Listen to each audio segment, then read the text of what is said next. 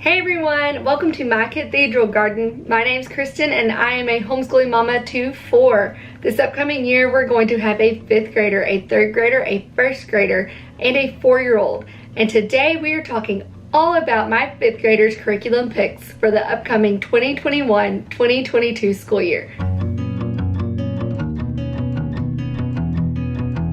Let's kick it off with reading. Now, last year we did not do a formal reading curriculum, but I remembered how much I loved this reading curriculum from his 3rd grade year, so I decided to bring it back. This is Reading 5, and it is from Christian Light Education. He has one textbook that he will use and read stories out of, and then this little booklet is called a Light Unit, and there are 10 of these, and they are so comprehensive. The stories are sweet and wholesome. And this is so thorough. So they will be working on vocabulary, literal and figurative language, story comprehension. I'm trying to make sure I see all of the things. Main idea, supporting detail. There's just so much stuff. Cause and effect, poetry. So much that he is just getting, and I'm not having to worry about. So I have heard a homeschool mom say before, this is a homeschooler's easy button, and it really is. It is very much student-led. I really can be kind of hands-off with it. I need to go back and check his work, but I'm not really having to teach him very much because he is learning and teaching himself based on the instructions that are in the book already. So if you would like a more in-depth flip through of this, let me know, and I would be more than happy to make a video specifically for that, or if you would just rather have it in stories or in a DM, let me know and I can certainly do that as well. It is, I love it so much. Let's see. So here's our vocabulary, words, story comprehension, questions. So looking back, and those are sections where they just have to remember what they've learned previously. It is very spiral. So I am really thankful for something like this that just makes sure that he is able to hone those skills that could maybe fall through the cracks. So I'm excited about having this one again. We are going to move right along into spelling. Now, I have been struggling to find a spelling curriculum that I really like and enjoy, that I feel builds upon itself and lays a really good foundation with rules and whatnot. So last year we did spectrum spelling, and that was just okay. I will link my 4th grade end of the year thoughts on our curriculum up above. But I decided to pick up Evan Moore's Spelling 5 based off of Penny and Salt video. I am really excited about this. It is no muss, no fuss, and if you remember from any of my previous videos, this kiddo is a natural speller. There are things he spells that I'm like, how do you get that right? But he also still is a child and will spell things wrong. So I am excited about this one in particular. So each week they have a word list, and they are required. So they have to say it, read it and spell it, then copy and spell it, and then they flip this over, this section over on top of this one, and they try to see if they can remember it. And then you have another little activity here, word meaning, so they are learning the meaning of words as well.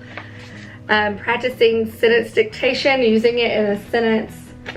This one is word study, so finding those things, the concept that you are talking about, and that actually is discussed. I know that did not focus. I will show you again. It says this week's focus at the beginning: spell words with the short U sound, review other short vowel sounds, spell 2-syllable words. So here it says list the spelling words that have the short U sound and circle the letters that make that sound. And it gives them an example. Mark all the short vowels in these words, match the syllables. They have to edit over here edit the spelling words, and then at the bottom I need to read, circle the misspelled words in a sentence. At the end of the week, we will take a test, and I believe that is also in the back. Yes.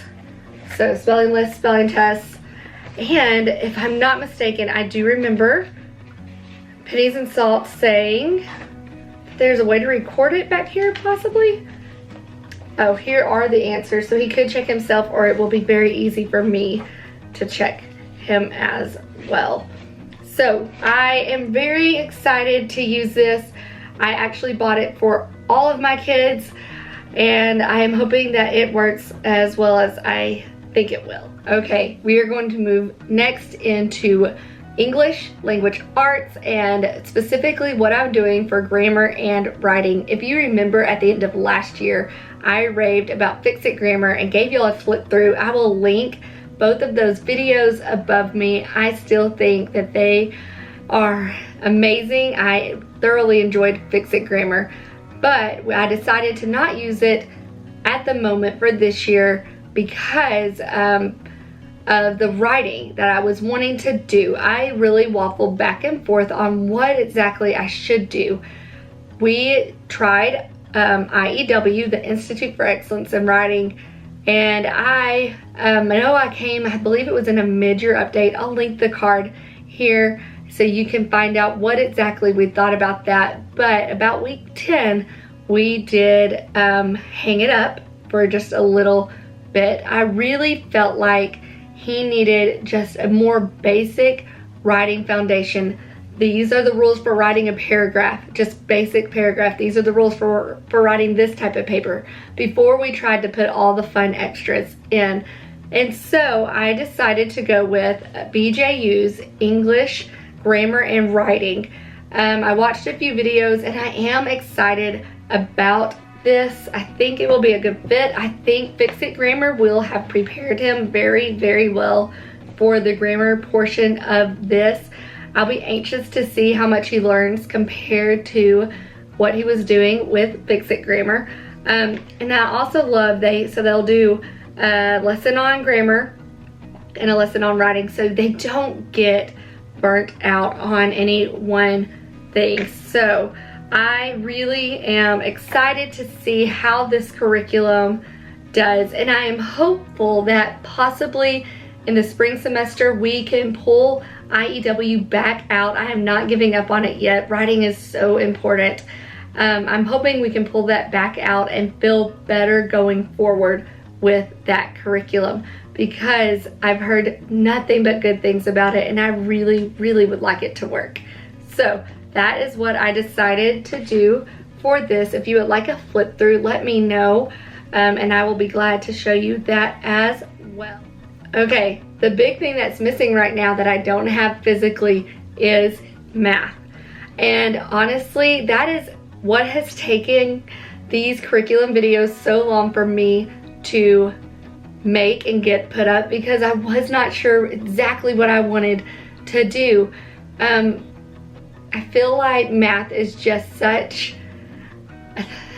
it's just something that you need to have a very strong, very solid foundation, and you don't want to misstep, and so I'm always nervous, and I felt like last year was a potentially big misstep. I think we recovered, but if you remember, we started out with Saxon, hung it up after 2 weeks, and moved to teaching textbooks. My son came to me at Christmas break and said, "Mom, I just really don't like that. Is there anything we can do that I can have an actual book with?" And I said, "Of course, but you're gonna have to double down." And he did. He completed so much of his BJU Math 4 book, and I really, really liked that program. It was almost a mastery spiral combo. You would have a chapter that you focused on specific things, and it built upon itself, but you would only work on that specific set in that chapter. So it was such a good fit. The problem was that I did not have a teacher's manual. We got through it just fine, but I really do feel like 5th grade is gonna be the time where I either need a teacher's manual or need someone else to help me teach. And so that has been a huge deciding factor for me on what I should do for him. I also don't want to misstep by throwing a bunch of new curriculum at him like I did last year. So I started out looking at BJU and at their video-based course. And it was very, very expensive. Not only was it expensive, it was on lease. So it's not like I could buy it and absorb the cost by thinking, well, at least the next 2 or 3 kids will be able to use it. No, you only have access for 13 months. So that was kind of a bummer for the expense. And so I decided to start looking elsewhere, even though we both really enjoyed BJU math. And so I was going to go with Saxon and use Nicole the math lady. And I also think this is really where we are going to end up going. But about the time I was looking into that, The Good and the Beautiful came out with the fact that they revamped their math program, and 4th and 5th grades now have video-based lessons. That is a game changer. And not only that, it is only $50. That is significantly cheaper than Saxon. And that's, I'm not even talking about Nicole the math lady. Her stuff is of value as well. So definitely utilize her. If you've never heard of her and you are using Saxon, I would highly recommend that because it is affordable for families. I also just loved the heart behind the company of The Good and the Beautiful on why they offered this program at such a significantly discounted cost. It was so precious. And I know I made a video telling y'all why we did not like the 1st grade math that we did with The Good and the Beautiful 2 years ago. And I stand by that video. I did not like it. It did not work. I did not agree with how they were teaching. And honestly, I think I said I won't use their math again. But seeing how it was revamped, seeing the scope and sequence, it did look engaging. And the cost was definitely a bonus. So this is where I am kind of stuck because I'm not sure exactly where I want to go.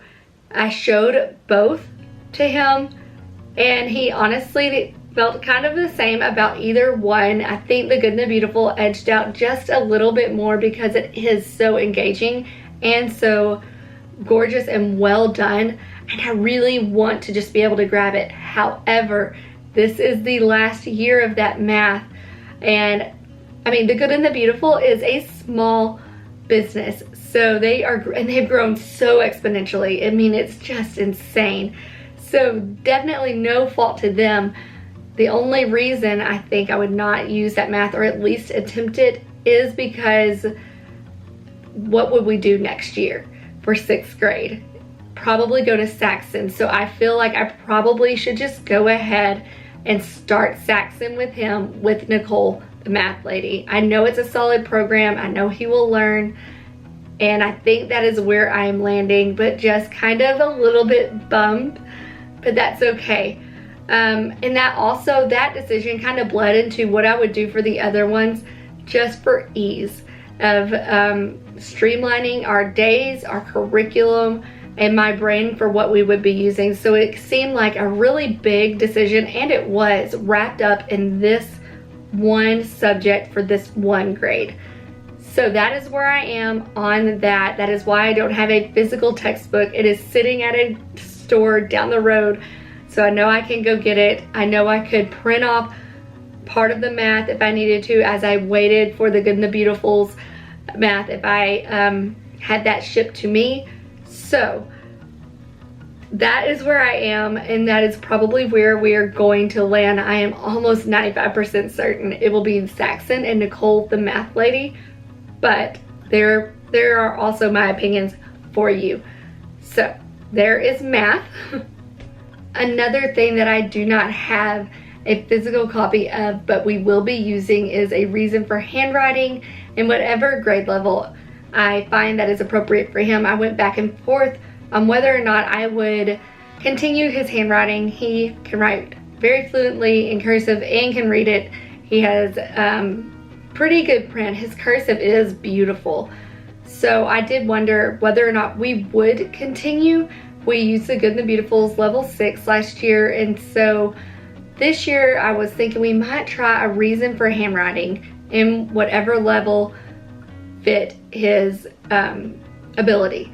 So when I go to get our math program, I will be definitely looking at that. He does not really need instruction on forming the letters or anything such as that, just probably continued practice to make sure that he maintains the really gorgeous handwriting that he already has. Lastly, I did not forget about one of my very favorite things from last year, and that is Typing Club. We will be continuing to use them. Guys, this resource, you've got to use it. It is so good. I thoroughly enjoy just how simple, straightforward, but engaging it is, and I cannot wait to see how his typing improves. Thank you so much for being here today and for just looking at my curriculum picks for my 5th grader. If you liked this video, make sure to give me a thumbs up, and I would love to have you stick around. If you would mind hitting that subscribe button, that would be fantastic. If you have any questions or would like a flip through, or just would like to say what your 5th grader is doing, or if you've used these things and they have worked, or if they did not, let me know in the comments below. I would love to get to talk to y'all. I so enjoy doing that. You can also contact me. You can email me. That's listed in the description box below, or you can find me over on Instagram. My handle is the same, My Cathedral Garden, and I really enjoy engaging with y'all there. All right, you guys, see you later.